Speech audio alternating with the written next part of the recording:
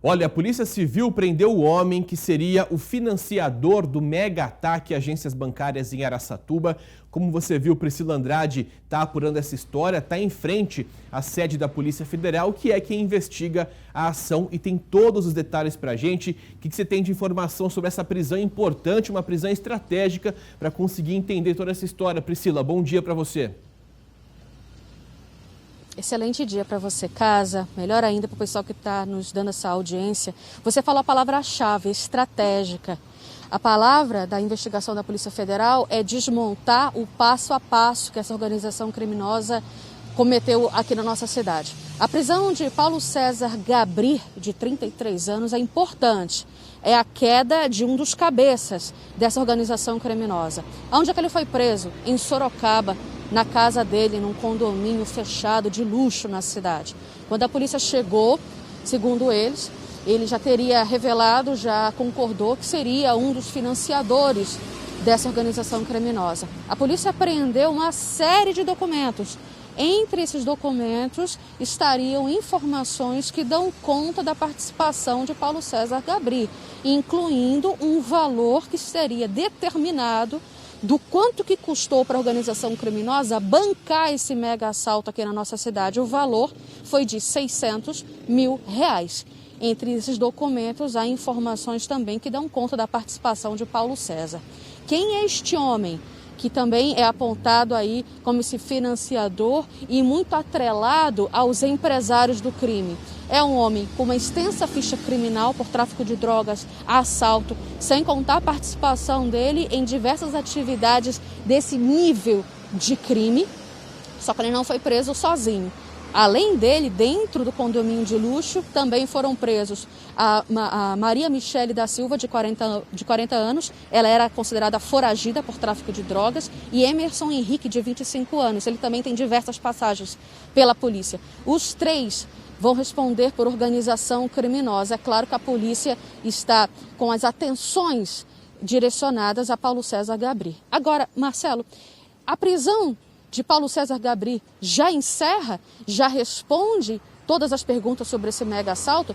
De forma alguma, ainda está longe.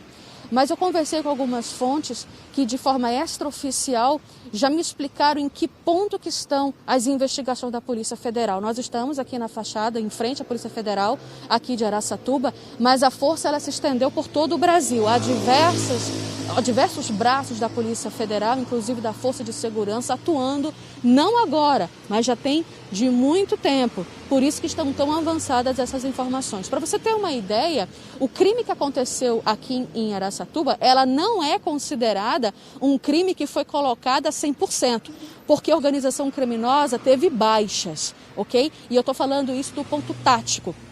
Porque com a queda de Paulo César, existe também alguns termos que existem nos bastidores, como, por exemplo, a contratação, porque essa quadrilha ela foi terceirizada.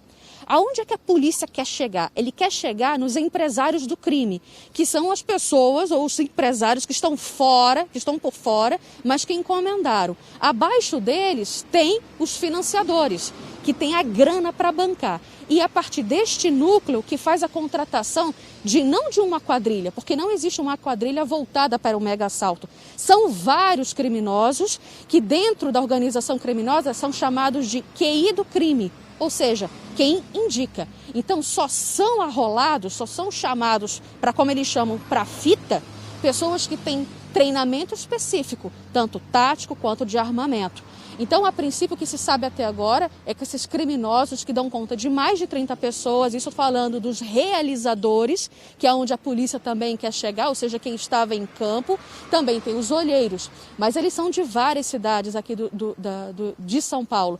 Já tem de Campinas, Hortolândia, Guararapes, e uma formação extraoficial que também tem investigação também de Araçatuba, de um suspeito que já tem uma ficha criminal há 2 anos por estar despachando cédulas falsas. Você deve lembrar quando a gente cobriu sobre isso aí. Ele foi preso em flagrante pela Polícia Civil na época e ele também mexia com explosivos. Portanto, há uma investigação para saber se ele também foi cotado para participar dessa organização criminosa. A investigação ela segue, ela não para. E do momento que eu estou falando para vocês aí de casa, a informação ela já está atrasada porque as investigações já estão bastante avançadas. Eu estou falando desse crime que aconteceu no finalzinho de agosto, foi bem na madrugada do dia 29 para o dia 30, completou uma semana na segunda-feira passada e que deixou 2 inocentes mortos, além de 2 bandidos.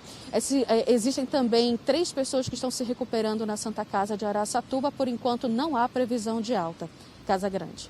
Priscila, fica por aí que eu já vou te chamar, eu só quero atualizar como é que está o mapa das prisões aqui, o pessoal que está em casa conseguir entender onde foram feitas essas prisões e quais são essas pessoas que foram presas. Fica por aí, já te chamo. Olha só, aqui na tela agora, gente, o mapa dos presos, né? Nós tivemos 2 presos em Araçatuba que são chamados olheiros, né? São as pessoas que foram presas no dia do crime, realmente, na segunda-feira do dia 30. Depois tivemos prisões que foram feitas nesse miolo, na região aqui sudeste do estado, né, região de Campinas, ou seja, uma prisão em Campinas.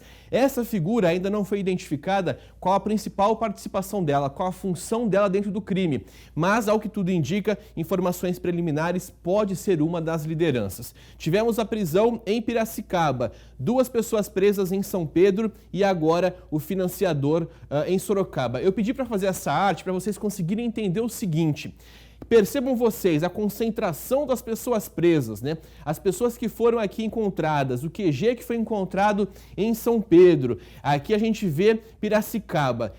Tudo gira em torno de um raio de até 100 quilômetros aproximadamente de Campinas, ou seja, o principal núcleo de atuação dessa quadrilha, desse grupo organizado, é a região próxima a Campinas e as regiões ali adjacentes. Quer dizer, vieram aqui para o Noroeste Paulista somente para executar o crime, ou seja, as pessoas que estão sendo presas, elas têm ali uma ligação indireta com a região, mas atuam em outros pontos do estado de São Paulo. Priscila, pode pôr a Priscila de novo aqui.